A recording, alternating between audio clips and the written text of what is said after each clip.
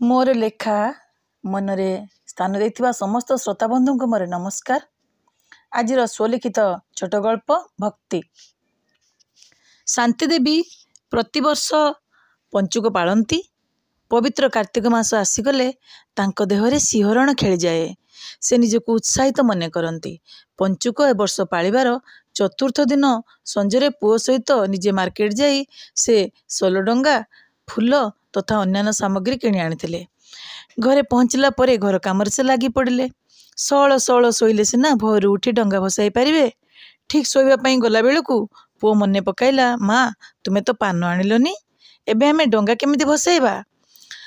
समस्ते डंगारे पान गुआ थोइकी आ कामा भोई पान गुआ थोई पान गुआ तोर मासक धर्म मोर गीत गाउथिला बेले आमे कौन करिबा।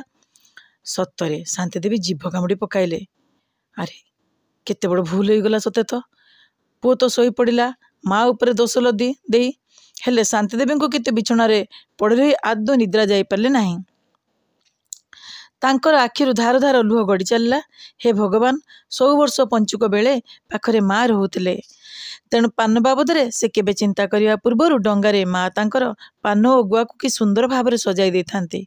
किंतु ए वर्ष माँ तो सजा साई, तेणु पान कथा बड़ चिंतार विषय हैला। एई सब भाभी भाभी आखि को केतेबेले जे निद आसी जाइछि तांकु जणा नाही। भोर 4टा बेले अलार्म बाजिला। माँ पुओ दुई जण डंगा भसाइया पई सौल उठी पड़िले। पुओ को बुझाई देले, धनरे तुमे डंगारे कदली बुटमुग धूप दीप खुचरा पैसा गेंडु फूल सबको देई एमिति सजाई देबो जे जेमिति पान गुआ लुचिरला भली लागिबो। एही कथा कही से ठाकुर पूजारे लागी पड़िथिले। खुचरा पैसा पाई पुओ टुटू जेतेबेले बापांको पर्स पाखକୁ गला सांगे सांगे खुशी कुरुली गला।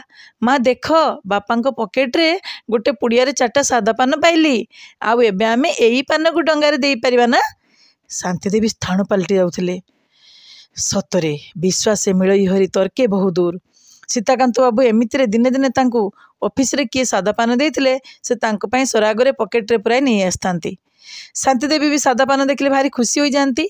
आउ गत रात्रे से जेहेतु लेट नाइट ऑफिस रु फेरीथिले तेणु टायर्ड होई सोई पड़थिले, आउ शांति को पान देई पारि नथिले। आ जोग को पंचुक व्रत जो सरागरे से डंगा भसाई उद्यापन करिथांते से सराग भी पाणिचिया हेबा पई राधा माधव कराई देले नहीं। धन्य प्रभु तुम महिमा। सतरे आखिरु भक्ति और श्रु दुई टपा तांकर गड़ी पड़ला। आउ एहा थिला एक अनन्य अनुभूति भक्ति और विश्वासर। पुओ टुटू को नहीं एथर से डंगा भसाइया पई खुशी खुशी निकट रे थिबा एक पोखरी को चलीगले। हुड़हुड़ी और शंखनाद रे पोखरी हुड़ा और देवालय कंपी उठुला। सतरे।